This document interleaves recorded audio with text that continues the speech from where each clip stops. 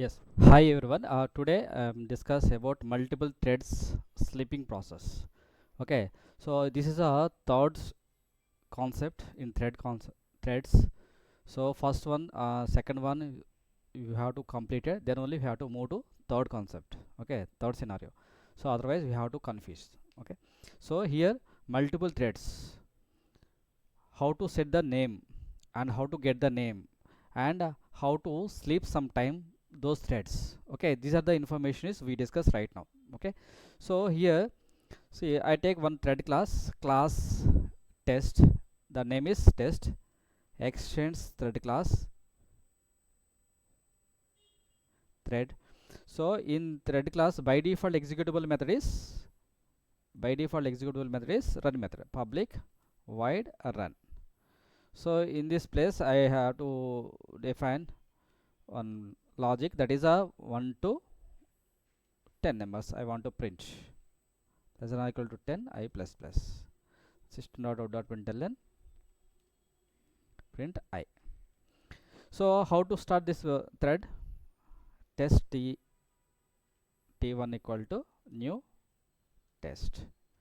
Then how to start? T1 dot start. So this is a single thread. Then multiple thread means need to create one more thread object separate. It's a multiple threads. Okay, multiple threads means separate instance. So this is a new. So this memory is separate. This thread process is executed in this new memory. So this thread process is executed in this new memory. So this is a multiple threads, separate instance. Okay, separate instance, nothing but a multiple threads. Okay, so single functionality work on two persons. This is a one person. This is a one more person. Person means nothing but a one thread. Okay, this process is executed two persons, thread 1 and thread 2. So yeah, so when I execute this program 1 to 10 1 to 10 two times is printed, but it's the zigzag order, not sequentially. Okay, so one more time when I execute this program, this is a execute, this is the output. So and third time this is the output. Okay, so different outputs it get. Okay, so because of these are the multiple threads are executed concurrently, or we can say zigzag order. Okay, so here when I got the output in that place, I don't know which thread this one value is printed by thread 1 or thread 2. Okay, so we can't understand. Okay, these are the 1 to 10 1 to 10 is printed, but so which value is printed by thread 1, which value is printed by thread 2, you don't know. So first of all I need to set the name of those threads. So that is a using that name is set name is a one of the functionality. Predefine name is a one thread name and t2 dot set name so 2. Okay, so I am set the name of the thread. Okay, using the set name, but how to get the thread name? Using thread dot current thread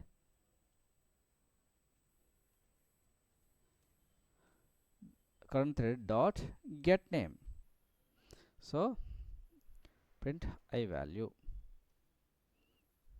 Okay, so yeah, when I execute this program, the values are printed is this is a thread 2. Okay, when I execute this program, thread 2 is started previously, now also is thread 2. Okay, next one is like now thread 1 is started. Okay, so anyhow multiple threads are executed zigzag order.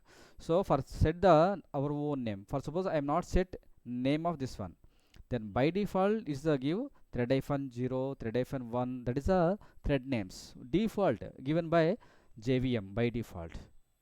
Yes, thread-0 means first thread, thread-1 means second thread. Okay, so otherwise if you want your own names, then we are using set name. Okay, so forget the value of that name, then is using the get name. So thread is a one predefined class, in that contain one of the method is current thread. It is a static method, that's the reason we are calling through class name, and in that I have one method is there, the method name is get name. So this is a name is get the current thread, whatever value whatever thread is come to in this picture for loop, that current thread name is printed. Okay, and the value also printed. Okay, So here when I print that thread name, here I want to sleep some time, okay, some period of time. So for that we are using thread dot sleep. Sleep is a one method. So here I need to 1000. 1000 means 1000 milliseconds. 1000 milliseconds. Every thread is wait. After print thread name and value, then every thread must be wait 1 second. 1000 milliseconds. 1000 milliseconds nothing but 1 second. Okay, so this is a statement is sleep. Every thread is sleep. Sleep means is wait some period of time. Okay, so but it's to show an error. It's to throw some exception, actually interrupted exception. So you must be handle try and catch. Okay, try and catch block must be defined. Okay, then only it is possible, because of sleep is a one predefined method in thread class. So that thread, sleep method is throws an exception. So you must be handle exception. Okay, so exception, how to handle those scenarios also already we discussed in previous sessions. So you have to see that those videos. Okay, yeah. So yeah, every time is a wait 1 second time. Okay,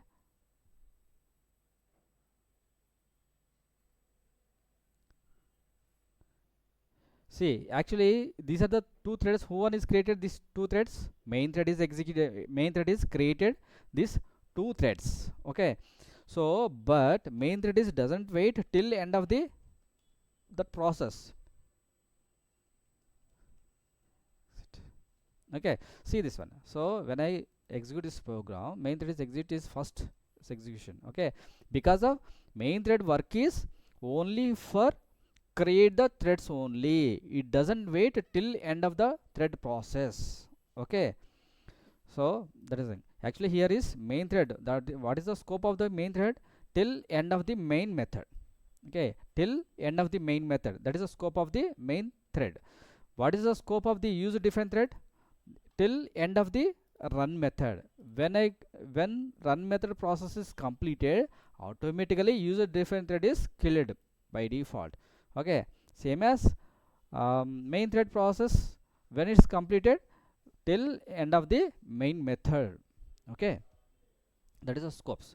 Then here is a slip the some period of time. Okay, every thread is we have to wait, but here also I need to wait main thread till end of the t1 and t2 threads. Then in that situation we are using join. Join is a one of the functionality. Then t1 dot join and t2 dot join. So join is a one predefined function. Predefined method is a, so that method is functionality is it is a wait t1 thread and t2 thread process is completed. Main thread is waiting t1 thread and t2 thread process is completed. That is the meaning of the join method. Okay, join is a one predefined method. It is a wait, main thread is wait till end of the those thread process is completed. So this one is also throws an exception. That's why it must be defined try and catch. Interrupted exception ex. Okay, so main thread is execution repeatedly is waiting. User different threads are waiting in number of times also, no issue, but main thread is wait because of we are using here is join. So when a main thread is start thread 1 and start thread 2, then is join. Join means 3 1 thread and t2 thread process is completed.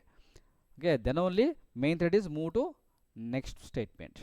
Okay, that's the reason till uh, end of the thread 1 and thread 2, after that only main thread is exit. That is a statement is printed at end. Yes, number of times you can execute, no issue. So the value is printed, main thread is exited, the statement is printed after finish thread 1 and thread 2 process is completed. Okay, like this main thread also we can waiting. Okay, user different threads also we can wait the sleep thread. Okay, yeah, thank you.